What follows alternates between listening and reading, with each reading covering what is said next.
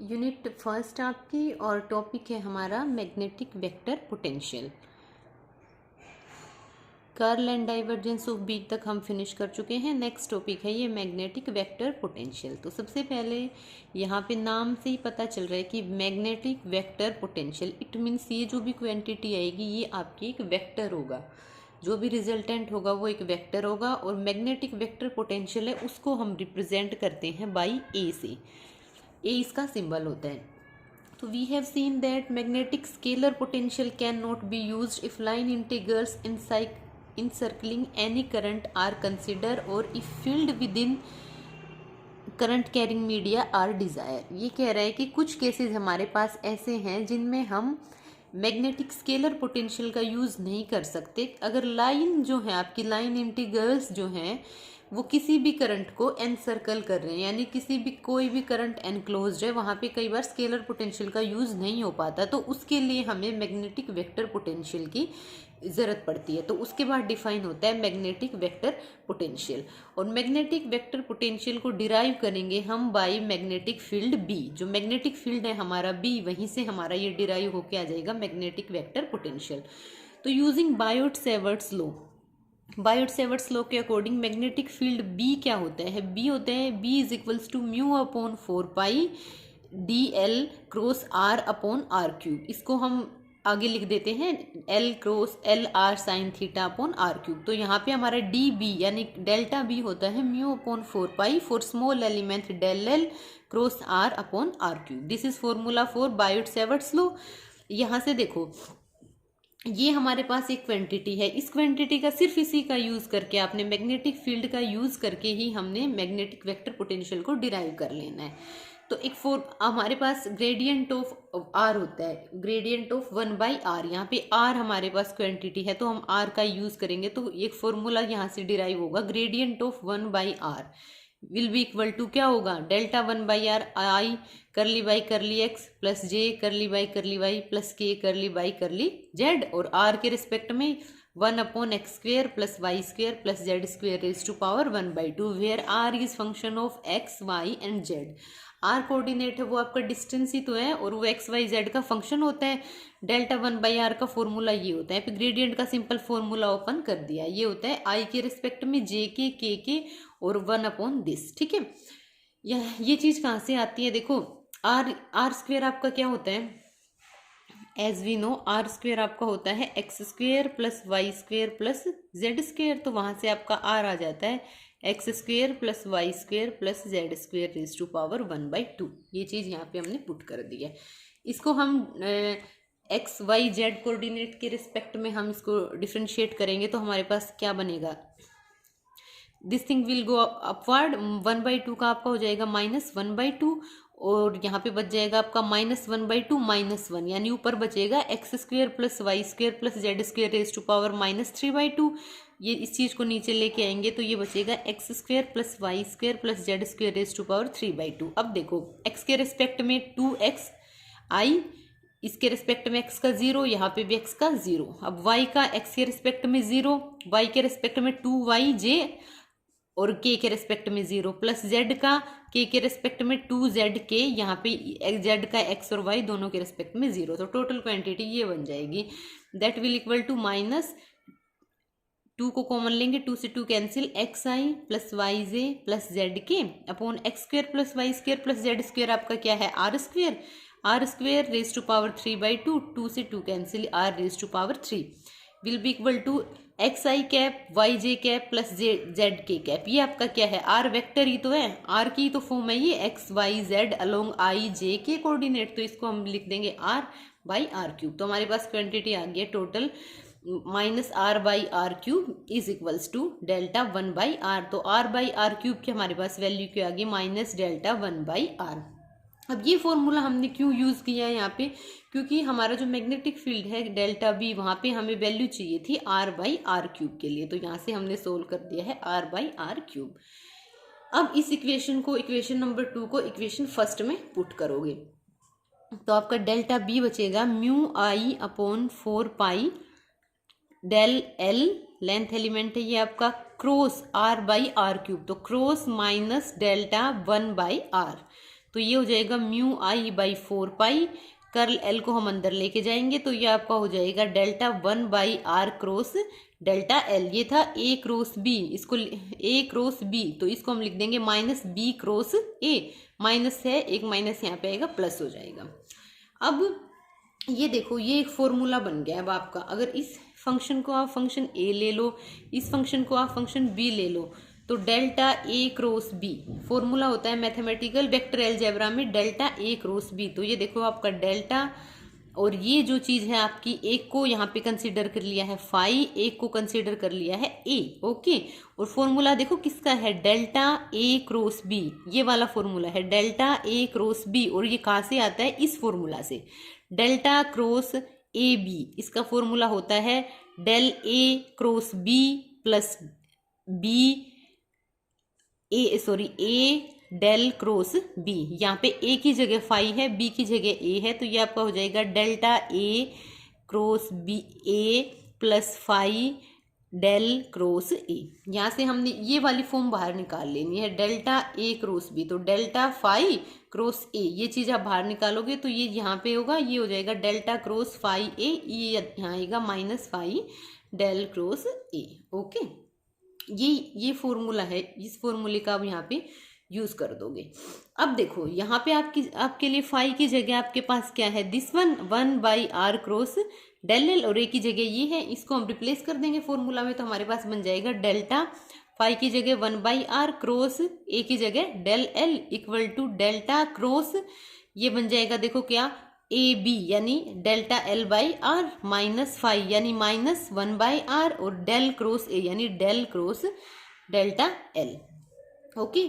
Using equation 5 Biot Savart's law में B transformed from the equation 3 to, ये कह रहा है कि अब इस इक्वेशन का यूज करके आपने 3 में पुट कर देनी है, जिससे ऊपर इक्वेशन डिराइव करी थी ये वाली फॉर्म, इसको यहाँ पे पुट करोगे तो यहाँ पे देखो डेल्टा बी आपका क्या बचेगा, म्यू आई अपॉन 4 पाई, और ये पूरी क्वांटिटी ये है delta cross del L by R minus 1/r delta cross del L. अब देखो जो आपका लेंथ एलिमेंट था डेल्टा एल, वो किसी का फंक्शन नहीं है, वो हमने सिंपल एक लेंथ एलिमेंट लिया था, वो कोऑर्डिनेट्स का फंक्शन है ही नहीं, और यहाँ पे हम लीनियर कोऑर्डिनेट्स में काम कर रहे हैं, तो X Y Z Cartesian coordinates में काम कर रहे हैं, तो हमारे पास एक्स वाई जेड होंगे, स्फेरिकल में करते हैं तो आर थीटा फाई हो जाते हैं वहाँ पे, लेकिन यहाँ तो कार्टेशियन ही है, आर है, आर कार्टेशियन कोऑर्डिनेट में, तो डेल्टा एल तो किसी चीज़ का फंक्शन है नहीं। अब कोई भी फंक्शन हो आपके पास कोई भी, और वो कोऑर्डिनेट का फंक्शन है ही नहीं, इट मीन्स क्या है, वो एक कांस्टेंट की तरह काम करेगा, और curl of that constant will be always zero. देखो ये हमें यहाँ से आता है, अगर आपके पास मान लो कोई भी फंक्शन है तो वो उसका कर्ल हम तभी तो निकालेंगे जब आई कैप जे कैप के कैप या फिर एक्स वाई जेड इन चीज़ का फंक्शन हो, कुछ भी यहाँ पे दो क्वांटिटी होती हैं तभी तो कर्ल की वैल्यू कुछ आएगी, लेकिन अगर इन तीनों कोऑर्डिनेट्स का फंक्शन ही नहीं है तो सिंपल आपका कर्ल क्या हो जाएगा, जीरो। तो हमारे पास डेल क्रॉस डेल्टा एल की वैल्यू आपकी हो जाएगी जीरो। इस वैल्यू को पुट करेंगे इक्वेशन नंबर 6 में, तो आपका डेल्टा भी होगा mu I upon 4 pi delta cross del L by are. ये आपका हो गया total magnetic induction at given point by a closed current loop using Biot Savart's law. यहाँ तक इक्वेशन नंबर 8 आ गई है।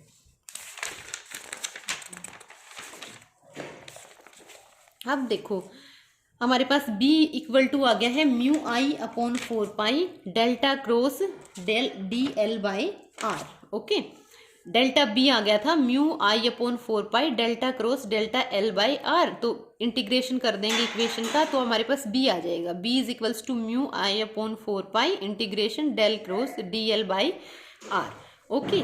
अब डेल क्रॉस जो है आपका is independent of integration of d l by r around the closed loop, so we may write, it means आपकी ये जो चीज़ है ये इंडिपेंडेंट है, डेल्टा क्रॉस जो है इस फंक्शन के इंडिपेंडेंट है, तो इसको बाहर निकाल दोगे तो इस इक्वेशन को लिख देंगे delta cross mu I upon 4 pi integration of d l by r, और ये क्या है, दिस क्रॉस, ये कर्ली तो होता है, ये मतलब बन जाएगा curl of mu I upon 4 pi closed integral d l by are. ये आपके पास इक्वेशन नंबर 10 हो गई है। तो इक्वेशन नंबर 10 से we conclude that a vector exist such that by taking its curl, ये देखो इसकी कर्ल ली है, the magnetic induction produced at any point by closed loop current में बी ऑब्टेन्ड। यानी ये कह रहा है कि आप कोई भी वेक्टर है उसकी अगर आप कर्ल ले लेते हो तो मैग्नेटिक इंडक्शन प्रोड्यूस होगा, हमें उस पॉइंट पे उसकी वैल्यू हम फाइंड आउट कर सकते हैं, और उसी को कहते हैं और जो वेक्टर हमें मिलेगा उस वेक्टर को ही हम कहेंगे magnetic vector potential, and this is denoted by A. यहाँ पे हमें इस इक्वेशन को डिराइव करने के बाद जो वेक्टर हमें मिला है उसी वेक्टर को हम कहेंगे ए, और यहाँ पे वेक्टर ये है, ये वाली चीज वेक्टर है, इसको हम कहेंगे मैग्नेटिक वेक्टर पोटेंशियल। तो बी की वैल्यू आपकी आ जाएगी कर्ल ऑफ ए, यानी curl of A where A is equals to mu I upon 4 pi closed integral d l by r. This is magnetic vector potential, you have to remember this. ये आपका होता है magnetic vector potential. अब इसको दो अलग form में भी डिराइव करा जा सकता है, क्यों? क्योंकि करंट देखो, करंट डेंसिटी की फॉर्म में लिख देते हैं और वॉल्यूम करंट डेंसिटी को फिर रो की फॉर्म में लिखते हैं, तो उस फॉर्म में क्या हो जाएगा, ये भी वेक्टर पोटेंशियल है, इक्वेशन 12 मैग्नेटिक वेक्टर पोटेंशियल। उसके बाद एक और डिराइव करोगे in form of current density J, तो आपका करंट आई क्या होता है, I d I is equals to J into d rho, I d I is equals to J into d V, ये वो वेलोसिटी है उस चीज की, तो ये आ जाएगा mu upon 4 pi J into d V, इसको लिख देंगे हम बाई आर, ठीक है। तो ये आपका डी एल है, आई डी एल, ये आपका आ जाएगा इन फॉर्म ऑफ करंट डेंसिटी जे, और फर्दर आप जे को क्या लिख सकते हो, रो इंटू वी, तो जे की वैल्यू पुट कर देंगे तो वो हो जाएगी mu upon 4 pi integration rho V by r into d mu, ठीक है। ये तीनों इक्वेशन आपके मैग्नेटिक वेक्टर पोटेंशियल के हैं, यहाँ तक आपने डिराइव कर देना है। उसके बाद है next characteristics of magnetic vector potential. First characteristics इसकी होती है कि जो पॉइजन्स इक्वेशन है ये उस इक्वेशन को सेटिस्फाई करता है। एक इक्वेशन होती है पॉइजन्स इक्वेशन, उस इक्वेशन को ये हमेशा सेटिस्फाई करेगा। कैसे? अब देखो, हमें पता है कल हमने फाइंड आउट किया था curl of magnetic field B, वो आया था हमारे पास म्यू नॉट जे या फिर म्यू जे, फ्री स्पेस में काम कर रहे हैं तो म्यू नॉट जे, ये कल वाली इक्वेशन से आ गए हैं। अब आज हमने फाइंड आउट किया है कि बी होता है curl of A, B is curl of A, ऊपर हमने फाइंड आउट कर लिया है B is equals to curl of magnetic vector potential A. इन दोनों इक्वेशन में देखो बी की वैल्यू यहाँ पे पुट करोगे तो curl of A is equals to mu not J, curl of A represent कर दिया म्यू नॉट जे।